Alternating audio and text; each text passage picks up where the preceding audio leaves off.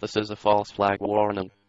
False flag operations are covert operations conducted by governments, corporations, or other organizations which are designed to deceive the public in such a way that the operations appear as though they are being carried out by other entities. The name is derived from the military concept of flying false colors, that is, flying the flag of a country other than one's own.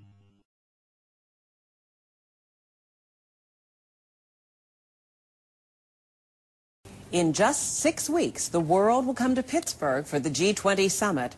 But the federal government now says there will be no money headed here to pay the nearly $20 million in security expenses to protect the city. $10 million coming, $10 million from the Justice Department budget, but the state agreeing to kick in some money too, and the city and county kick in a little bit. But it had been feared that the city and county would be stuck with picking up the tab of $20 million to provide security for the September 25th and 26th G20 summit, where the leaders of 20-plus nations will be hosting a summit right here in Pittsburgh. We've identified the need for 3,100 additional police officers. Good evening. This news from Washington is raising a whole new set of safety concerns for local police. And on top of that, the Katy investigators have now learned that some protesters are already in town, and they are reportedly hiding and scouting possible targets. Marty Griffin is live now with more. New at 11. Marty? It's a rather disturbing aspect of this ever-developing story, Stacy. Police sources telling me advanced teams of G20 protesters living in the city taking photographs of possible targets during that G20 summit. Meantime, in a more disturbing, disgusting aspect of their plan, sources telling me the G20 protesters actually plan on storing and then using human waste to throw at police officers during that protest. Now, in the middle of that craziness, I'm told that the Secret Service has told Pittsburgh police they'll protect the convention center and the William Penn, and that Pittsburgh police will be on their own for the rest of the security, and that they won't be getting a penny of federal money. Now, Mayor Ravenstahl says that they will do everything they can to make sure that this encampment of police in Point State Park does not look like some sort of a military invasion when the guests arrive for the G20. Thousands of protesters, as you know, have their sights set on Pittsburgh and the G20 summit. But some say the city is already violating their rights. Every year, local anarchists hold their annual picnic. But this year is different because in 54 days, the G20 summit, a target of worldwide protest, is coming to Pittsburgh. Just as the city is preparing for the summit, so are the anarchists. 5:30, still a good month before the G20 summit comes to Pittsburgh. The debate heating up over protests and where they'll be allowed to take place. One state senator says protesters have a constitutional right to protest in Point State Park, but his permit request was denied. Meanwhile, at least one group's already announcing plans for a rally and march to downtown Pittsburgh. John Shumway's live at Point State Park with details. John. Yeah, the state senator is Jim Furlow, who would like to have a peaceful demonstration on labor and environmental issues here in Point State Park. And then the other group is the Thomas Merton Center, which would like to lead a march that would end in a protest rally for peace here in Point State Park. Both are going to be told, no, you're not going to get a permit for the park because it's going to be full of tents and police. People have a right to be in the street. You don't need a permit for protected free speech. Growing power of the far left. None of these protesters seen here on video have been prosecuted or even disciplined, and they are against free speech, apparently. Number one, how dangerous are they? You've got to think that the other people who have businesses in that area are getting kind of tired probably of seeing all of these protests. Far-left political groups are rallying in Denver. Well, I guess they don't believe in freedom of speech. Let's just work this crowd and see who else we can talk to. I think it's less dangerous if people know how crazy they are. They're not even talking. All they're doing is screaming and yelling at him. What's your message? Stop the torture, stop the war. Stop the torture, stop the war. Do you not believe in freedom? And I understand these types of protests make the pain even greater for you, right? They brought their brooms saying they'd like to sweep these members of Code Pink off to a country that's more to their liking. Hating America, the Virginia Tech Edition. Not just abolish money, but probably abolish bus fare, because that's probably how they got to the protests in the first place.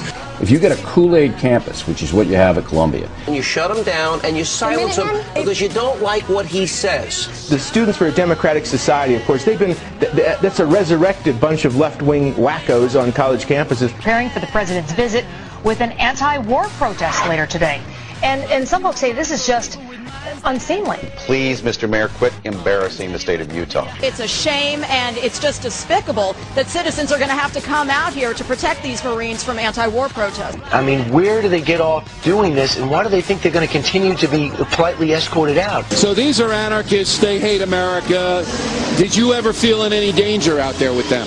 in Michigan, a church was invaded by gay activists. I would be for tasing anyone in the pro-pink. I'm pro-pink tasing. Use just about everything that happens to demean their own country. Saddam must love you, and I'm sure he must.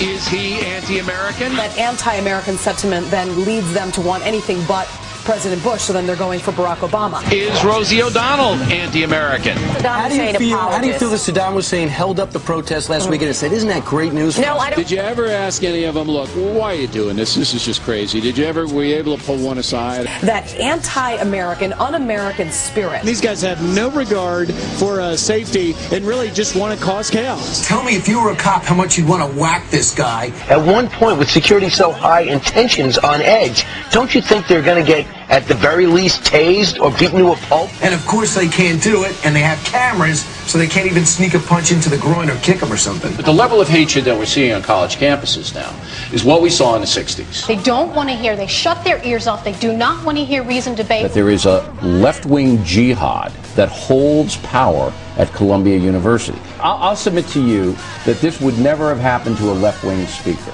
They wouldn't have been shouted down by the right. I have never, ever, ever participated in anything when you had conservative students trying to shut down a liberal speaker. I have never seen that in my life. Mr. Penn will tell you he is a loyal dissenter. In my opinion, he's a hater. He despises his country. They've been quiet for more than a decade, but a new report says extreme anti-government militia movements are cropping up all over the country. Far from the regular discourse of vigorous public debate, these groups are accused of using violence and sometimes deadly displays of force, like the Oklahoma City bombing of a federal building, of course, that killed 168 people. The attacks, often fueled by rumors, conspiracy theories, and hate groups with anger towards the government are on the rise and regrouping, in fact, across the country. According to a new report from the Southern Poverty Law Center, the stress of the economy and a liberal administration led by the nation's first African-American president are contributing to the rising. A report out today from the Southern Poverty Law Center details a sharp rise in anti-government right-wing militias. Their numbers growing rapidly, especially in the Midwest, Pacific Northwest, as well as the Deep South. According to the report, the people drawn to these groups share a hatred of paying taxes, a suspicion of anything the government does, and deep outrage over the election of an African-American man as president. A real worry about gun control, about sort of the New World Order coming in and taking all Americans' freedoms away. You know, and even the kind of wacky stuff you hear from certain commentators about FEMA concentration camps and all the rest. It has a lot to do with the rise to power of a black man. You know, for these people, for this movement in general, the primary kind of enemy is the government, the federal government. That was true in the 90s and it's true today. But the big difference today is that the face of the federal government is the face of a black man.